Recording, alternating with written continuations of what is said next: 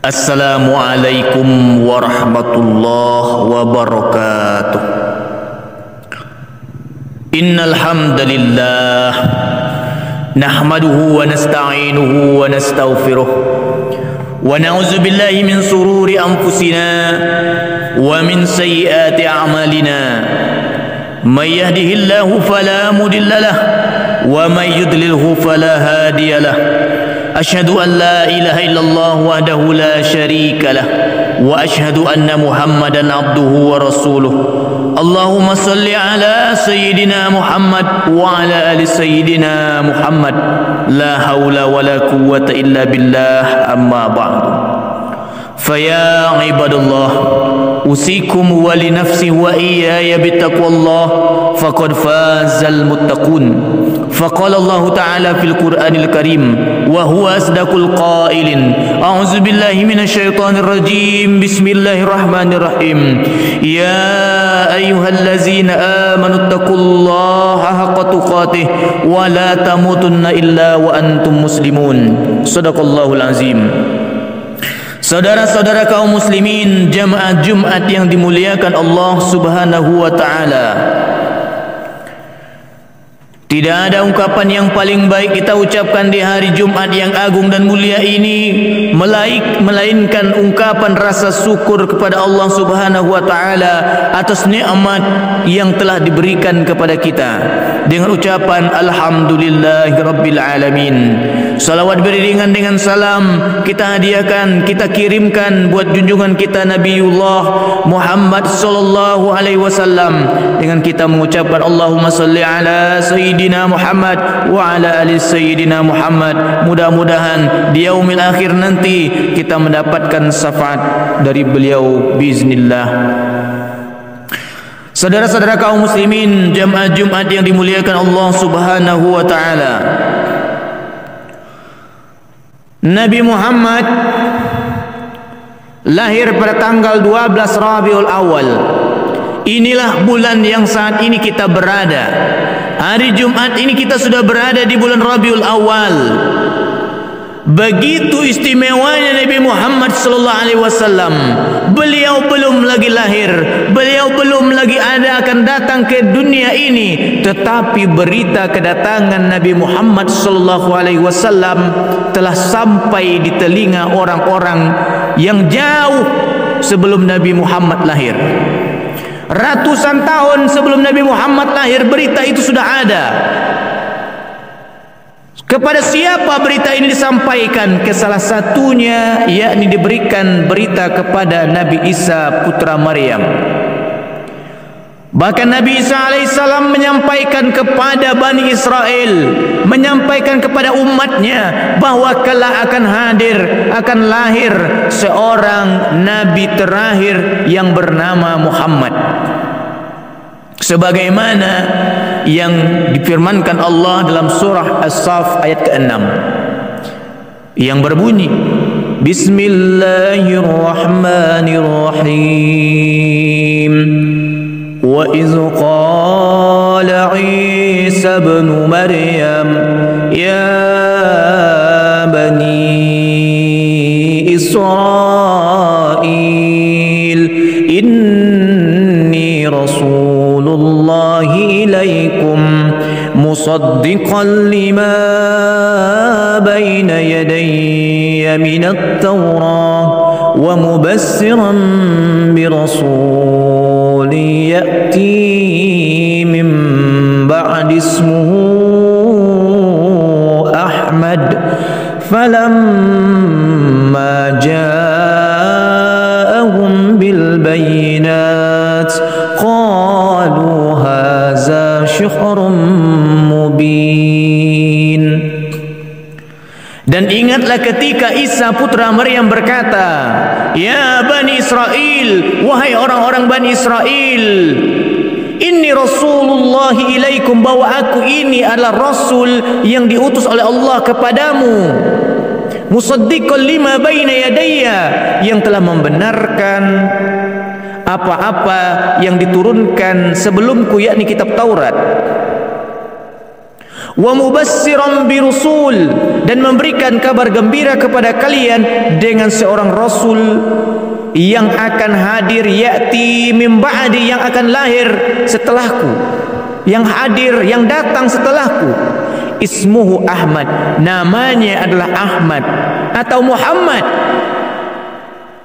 Falamma ja'akum, dan ketika Rasul itu datang membawa bukti-bukti yang nyata, apa yang dikatakan oleh orang-orang yang bertemu dengan Rasul itu Nabi Muhammad ini, haza sihrun mubin, ini adalah sihir yang nyata. Kenapa mereka berkata sihir yang nyata?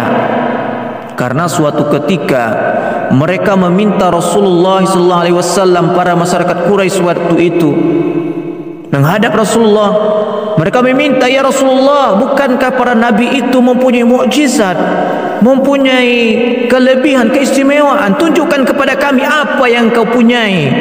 Maka Nabi Muhammad SAW waktu itu membelah bulan dibelah. Lalu apa yang dikatakan oleh masyarakat Quraisy? Haza sihrun mubin, ini adalah sihir yang amat nyata.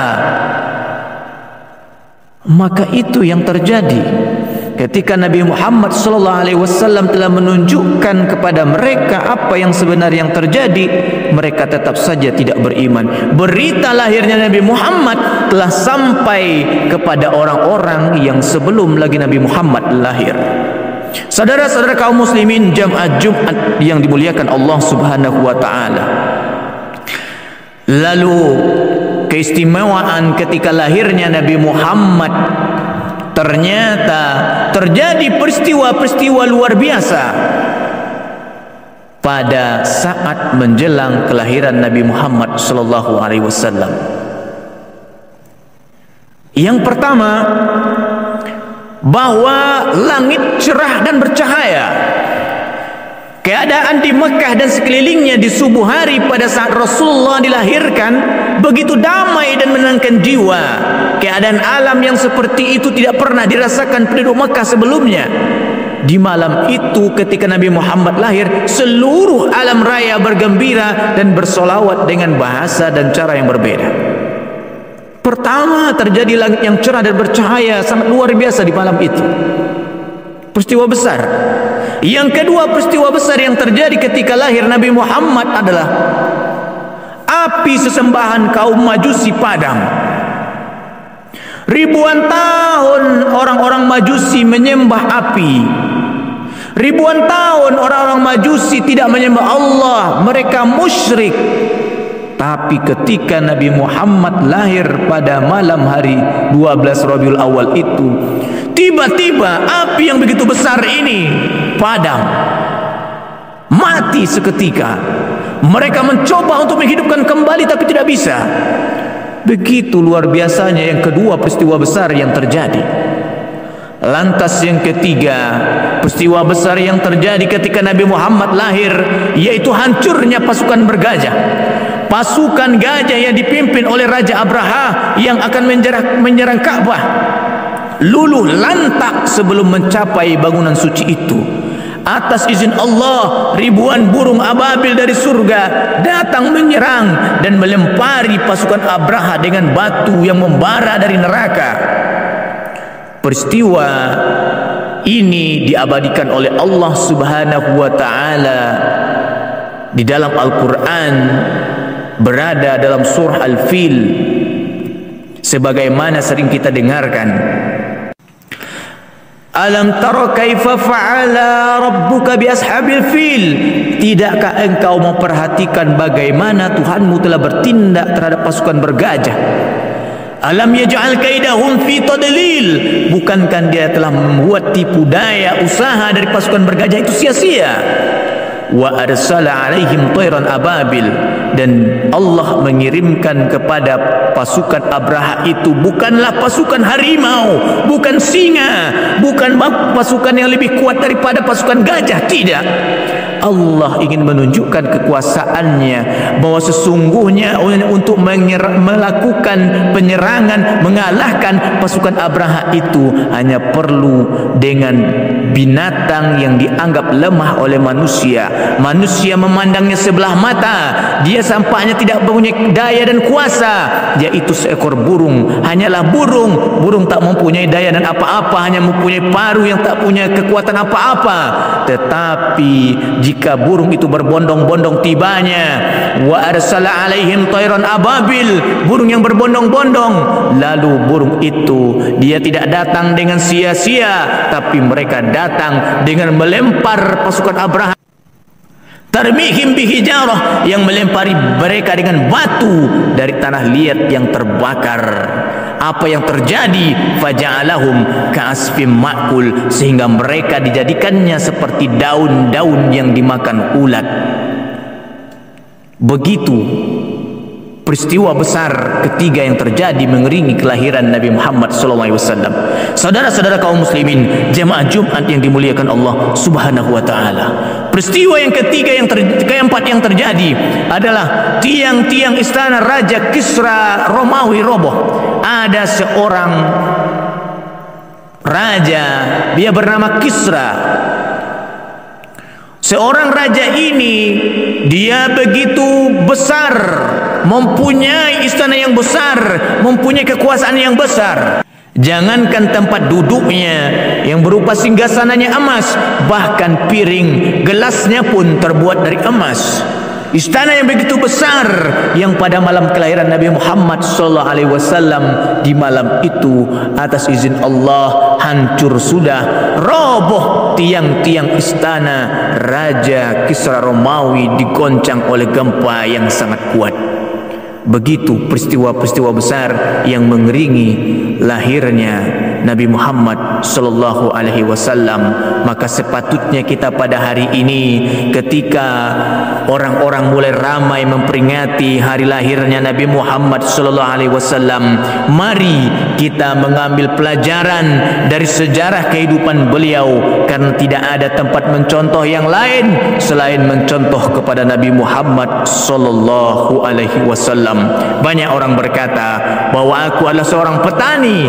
Dia lupa bahwa Nabi Muhammad SAW pun adalah seorang yang mempunyai kebun-kebun kurma yang begitu banyak. Ada orang berkata, aku adalah seorang jenderal bintang 5. Tak mungkin aku meniru mencontoh kepada Nabi Muhammad SAW.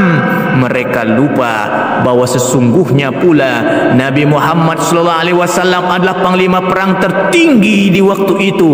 Ada yang berkata, aku adalah seorang penguasa di negeri ini, tidak ada tempat aku mencontoh. Kalau Nabi Muhammad aku ingin mencontoh apa? Dia pun terlupa bahwa Nabi Muhammad SAW adalah penguasa umat Islam pada waktu itu. Di bawah kepimpinan beliau, umat Islam hidup dengan damai, umat Islam hidup dengan bahagia dan sejahtera. Lalu ada yang berkata bahwa aku adalah seorang pedagang, aku adalah seorang pebisnis, bagaimana aku akan mencontoh kepada Nabi Muhammad sallallahu alaihi wasallam?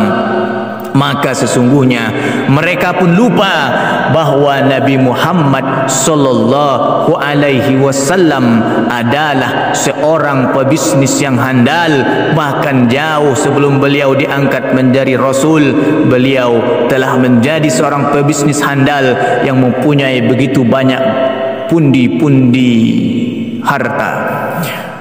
Semoga khutbah yang singkat ini bermanfaat buat kita semuanya. Barakallahu li wa lakum fil Qur'anil azim, wa nafa'ni wa iyyakum bima fihi minal ayati wa zikril hakim, wa taqabbalallahu minni wa minkum tilawatahu innahu huwas samiul alim.